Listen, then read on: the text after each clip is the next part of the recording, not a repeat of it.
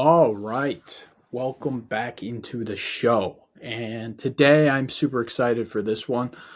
Today we're going to cover some NBA rookies. I like kind of switching it up with some NBA content. So I think it was about 2 weeks ago, we covered the top 10 underappreciated NBA players. Today we're going to cover NBA rookies. So I've been watching a lot of NBA throughout the whole year. So I mean, we're about like 56 games into the season. And I figured it was about time to talk about the rookies, see who's been successful, see who's not.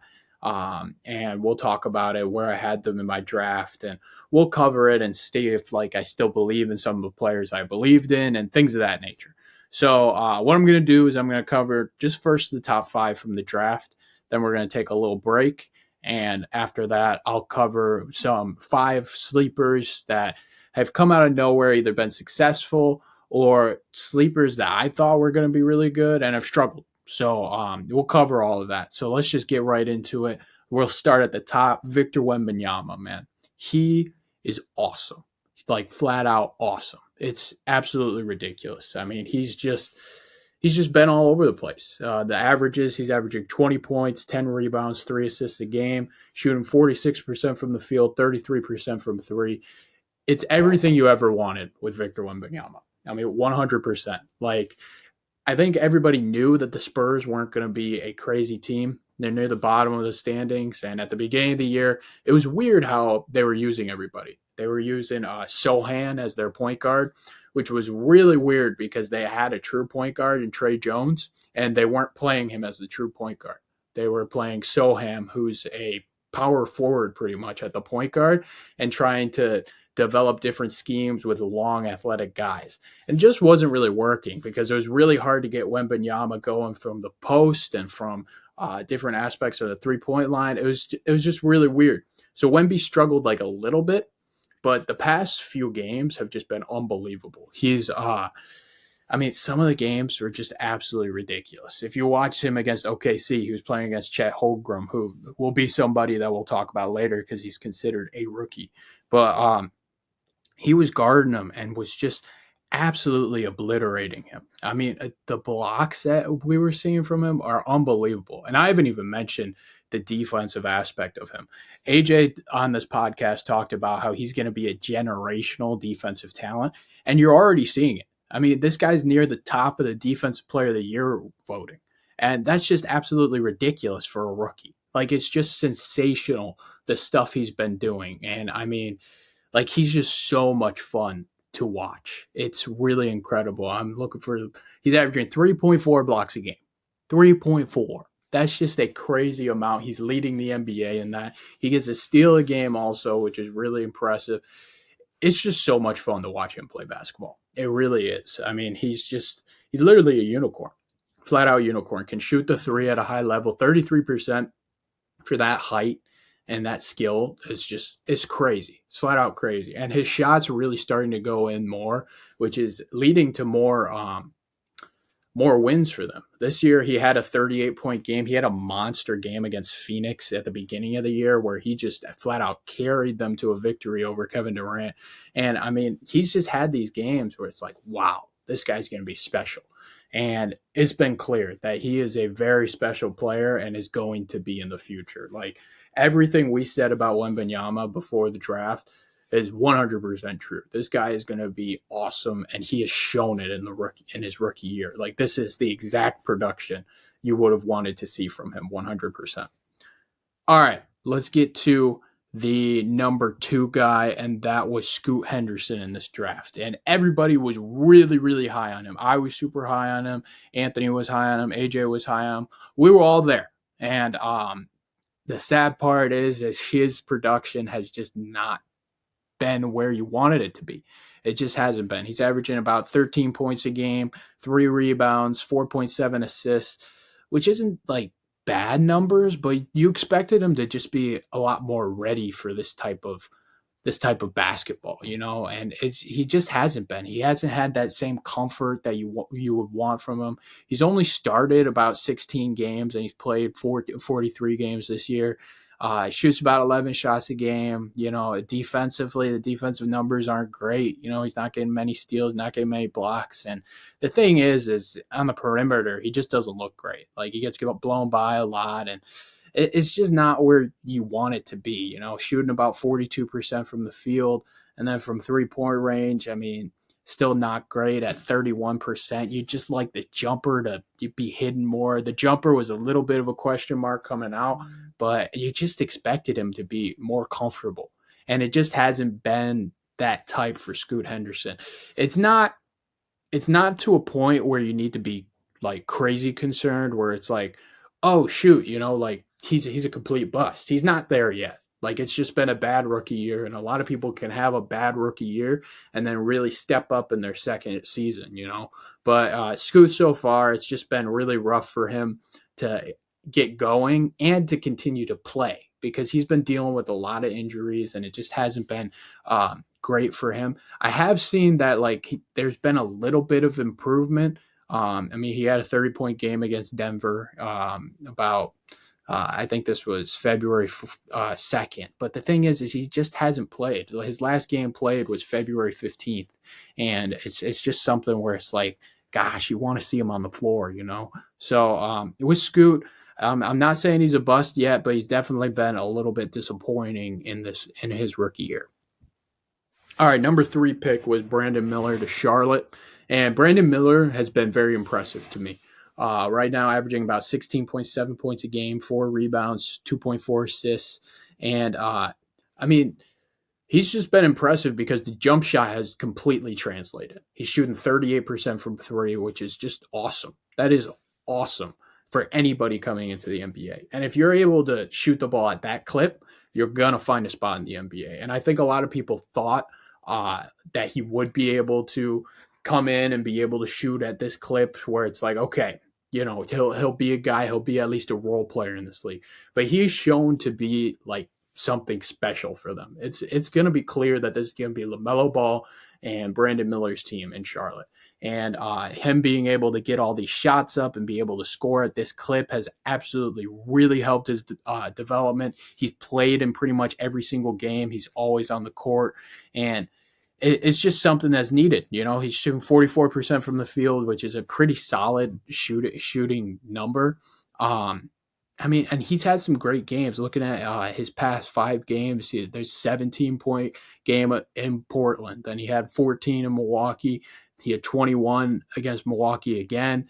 Then he played Toronto with 26. He's putting up numbers that are really efficient, and he's having great rebounding games. He's even playmaking at a decent level as well.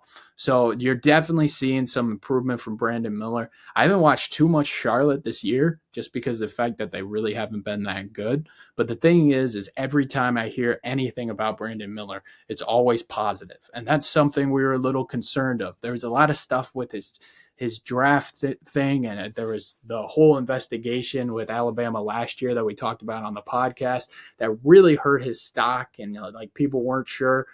For me, when I saw him coming out of the draft, I knew he was going to be a solid player, and that's what he's been. He's even turning into a mini star, and that's something I wasn't sure he was going to be able to be. Hinting on that short with Matt Griffin talking about Brandon Miller and him not loving him. But he's shown that creation aspect, and he's shown that he could be a very solid player in this league. I think he's been very impressive in his rookie year. All right, moving into Amen Thompson. I actually got to watch some Rockets 2 days ago when they played the Clippers, and Amen is just very, very athletic, and that it's fun to watch, man. And he's shooting at a decent clip, field goal percentage wise, 49.4%, which is very solid for him, averaging about 7.6 points per game, 5 rebounds, 2 assists. He was injured at the start of the year, and he's starting to come on a little bit. You'll see some solid scoring. The thing with him is just the athleticism. You'll see some ridiculous steal numbers and block numbers as well. He's just an athlete, and he's able to get in your face on the perimeter, and he's a great defender there. He's putting in some decent minutes, getting about 20 minutes a game. I like his game overall. I like his game more than I thought I would. And I was very, very low on him. But the thing is with Amen is he's going to be that forward that just gets in your face and will have a spot on the team. I regret putting him as a one, but I did think that like one of these guys would bust, and I just wasn't sure who would bust. But overall, looking at it there, I think just the athleticism, the defensive prowess from Amon Thompson has just been absolutely impressive to me, and he's been a little more impressive than I would have thought coming out for sure. So Amon Thompson to me has some upside and has definitely done a solid job solidifying a spot for himself in the NBA. Now let's move into Asar Thompson. So Asar for the Pistons, averaging about 8.9 points a game, 6.4 rebounds, 2 assists, and he's doing pretty much almost the exact same numbers as Amon, just maybe a little better because he's getting a little more minutes. He's shooting like 18% from three, 48% from the floor, and I mean, again, it's similar stuff here. The athleticism is awesome. He's averaging a steal and a block per game, and he's just an awesome defender. The Pistons will put him on the best scorer on the other team, and he'll actually do a solid job, especially at the beginning of the year. Just the athleticism that he was putting on, like he blocked one of Kevin Durant's like patented fades at the beginning of the year, and I was like, oh my gosh, it's just crazy. It's eye popping the athleticism that both these guys have, and to me, like the jump shot is rough. It's rough. Like it's definitely going to need some work. Same with Amon, but I mean, I love the SARS game coming out. I just thought it would translate a little more. And to me, both these guys have just solidified a spot that they're going to be very good athletic defensive prowess guys. And Asar has just been so impressive in the fact that he's able to guard the best players and he's able to do stuff with back cuts and his athleticism. I just love both these guys' games, and I really think that they're both going to have a solid impact. I don't see them being stars by any means, but I feel like solid role players definitely in their future, and they're going to be around for a while in this league. And the athleticism is just off the charts from both of them. So I flat out love both of them, and I think they're definitely going to have a spot in this league. All right, so we're going to take a little break, and then I'm going to cover 5 kind of sleeper rookies in the next segment. Hello, hello. This is Giovanni Mosheri. You may have heard me a couple times on Jake's Takes. I am the sports media director of Oakland University's campus radio station, WXOU, and I've been the host for about 2 years of a weekly sports show called The JOMO Show, where we cover all of Oakland University athletics, including a weekly update on scores and highlights, as well as interviews with athletes or those otherwise involved in athletics. You can listen to The JOMO Show live on WXOU Thursdays at 6, or you can tune in to me afterwards on Spotify. It's The JOMO Show. All right, let's get back going. So I said we were going to cover more like sleeper rookies. The first name's not going to be a sleeper rookie, but the rest will be. So don't worry about that. We're going to start with the Thunder, and I have 2 names for this one. So first one is Chet Holmgren, who's not a sleeper rookie, but he wasn't in the draft class. So that's part of the reason why I just put him in this kind of segment. He's been awesome. Flat out awesome. 17.2 points per game, 8 rebounds, 2.7 assists. Dude was just a monster at Gonzaga. And last year, him not having a normal rookie year, being out for the year, getting hurt in the offseason, it was killer. And he came into this year, a lot of people just didn't know what to expect. Dude, he's been flat out ridiculous. I mean, 54.3% shooting from the field, along with 30. And he just makes the Thunder work. He really does. They run a 5-out system under Mark Dagnall, and the stuff that they do is just fantastic. It's unbelievable to watch. The spacing is awesome. They screen so well for each other. They create so many things, and Chet has been awesome rim protecting as well, averaging 2.5 blocks a game. And if Wembanyama wasn't doing what he's doing, like Chet would clearly be the rookie of the year by far. And it's actually going to be a conversation for who will be the rookie of the year. But Chet's just absolutely balling. The offensive skill set that he has is just incredible. He's able to dribble with ease and create jump shots for himself. The creation that he has at this level and how young he is just unbelievable. Like, I didn't do a full breakdown of I think he was 2022. Yeah, 2022 draft. on the podcast or really like dive deep into that draft, but I didn't have Chet like crazy high. I just wasn't sure like what he'd be. I think I clearly had him as the number 2 prospect, but I just wasn't sure like what he could do because I saw Wembanyama already like torch him before. So I was like, oh, I mean, I feel like he's just a little soft and not sure if he's going to be capable to do these things. But the thing is that the Thunder are perfect for him because they use him to his strengths and he's able to get to his strengths, his jumper, which his jumper is fantastic. We saw it at the Steph Curry camp when he was in high school. He just absolutely demolished that camp.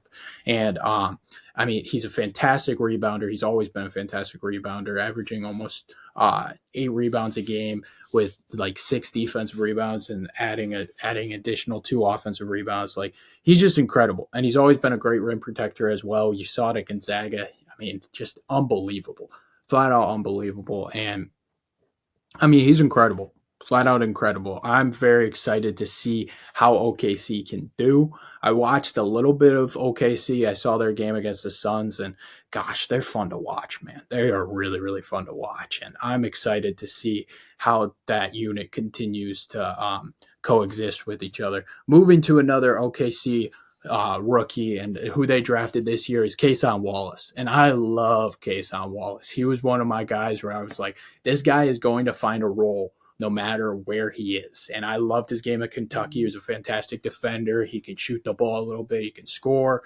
And he's doing exactly that in OKC, averaging about 6 points, 2 rebounds, 1 assist. He doesn't get too many minutes, but he's shooting 50% from the field, 41% from 3, which is exactly what you want in a role player. He's just awesome, flat out awesome. And the thing is, he gets about 20 minutes a game. He doesn't put up a lot of shots, but the defense is just always there.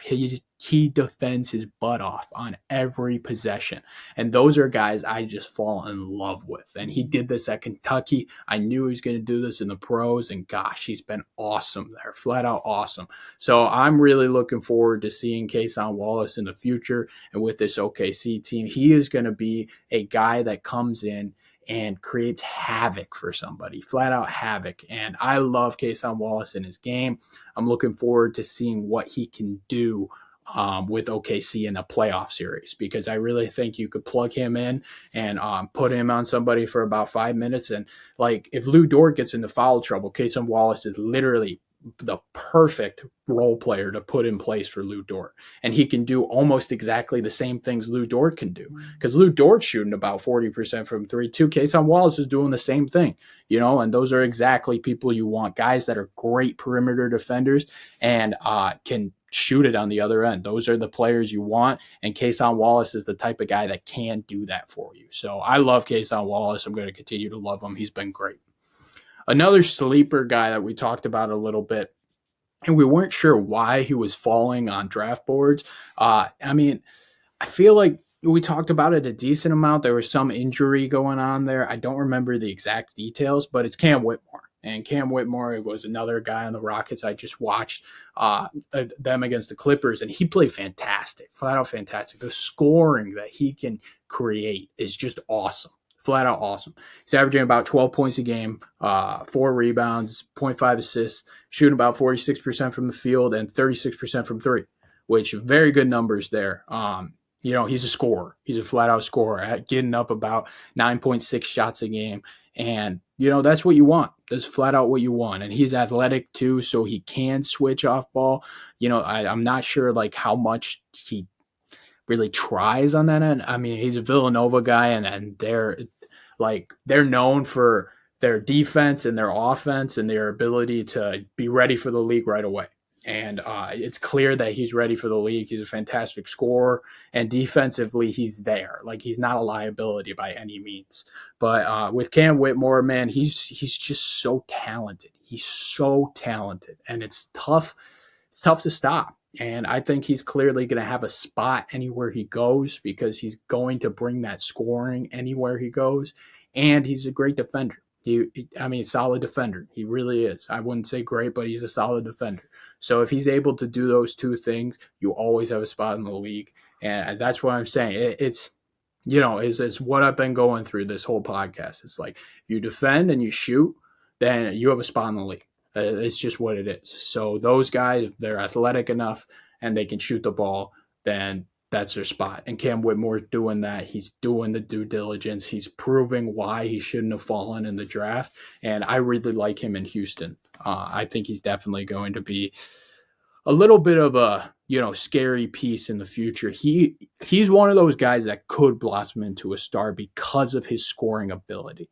So he's really that sleeper that people would be like, why did we pass on him again? I think he would be that guy that has like the star potential. I don't know if Kason has that or anybody like that, but he would be the guy that has the star potential where it's like, wait, he went 20th in the draft. That's what I think with Cam Whitmore there.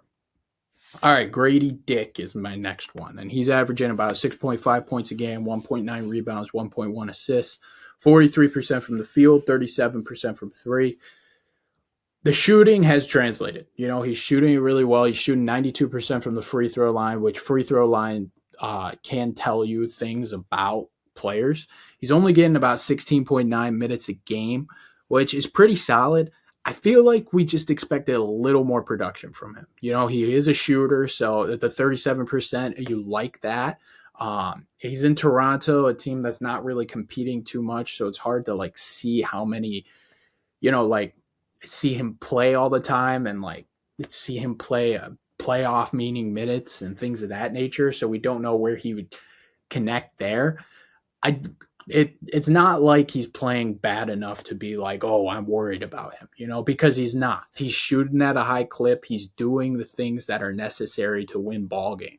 It's just Toronto's not really there. They're close, but they're not. It's more of a Scotty Barnes show and things of that nature and trying to figure out an identity there. So, and Emmanuel Quickley and RJ Barrett are getting a lot of the scoring opportunities there too. So with Grady Dick, what you want to see more is probably just a little bit more defense. And that was a little bit of a question mark going into the season. 0.5 steals. He hasn't gotten a block all season. He's low turnovers, which makes sense because he's kind of more of a role player in that aspect. So with Dick, it's just like, it's going to come. I think he's going to be a solid role player in the league, and I think he'll figure it out. But right now, it's just been a little disappointing. I think we just expected a little bit of a higher clip. But also, if the wins come and he's shooting well, like we just want him at that 40% range on a winning team. That would be the dream for Grady Dick, and I think he can get to that spot.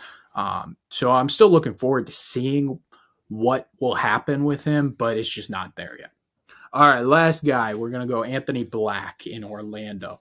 And Black was the 6th pick. He's averaging about 5 points, 2 rebounds, 1.5 assists, 47% from the field. And shockingly to me, it's at 41% from 3.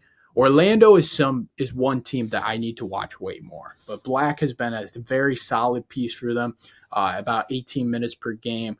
And he's been impressive. The one thing that scares me a little bit is like the three-pointer is at 41%. He only takes 1.5 attempts per game, so it's not like that's like a big attempt number. So like if he was shooting like three-pointers a game, then I'd be like, okay, that 41% kind of means something to me. But he's only at 1.5, and his free throw percentage at 64%. So the jumpers definitely hasn't been figured out yet, which was something I was very concerned about with him going into the draft.